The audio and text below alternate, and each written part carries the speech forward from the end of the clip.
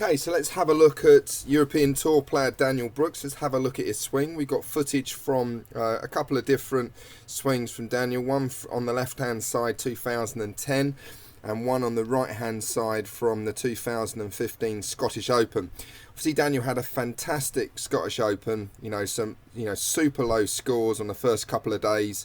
Certainly reaching a bit of form.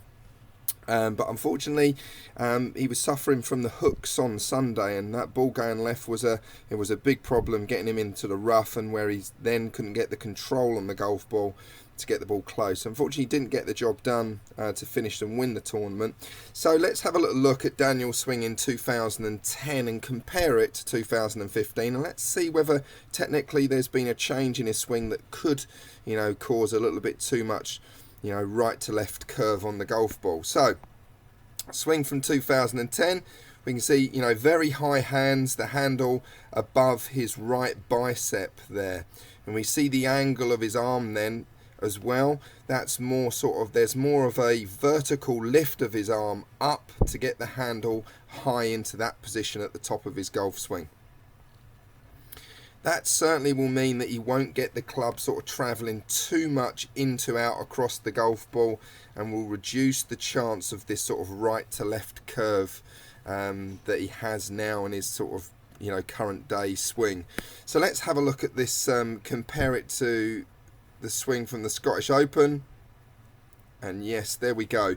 Handle above the right elbow, left arm flatter, more horizontal across his chest and across his left breast there, getting those hands deeper and more across him, and that will definitely create more of an into out path, which will then cause that right to left curve on the golf ball, with the longer club certainly getting more away from him and causing him the problem.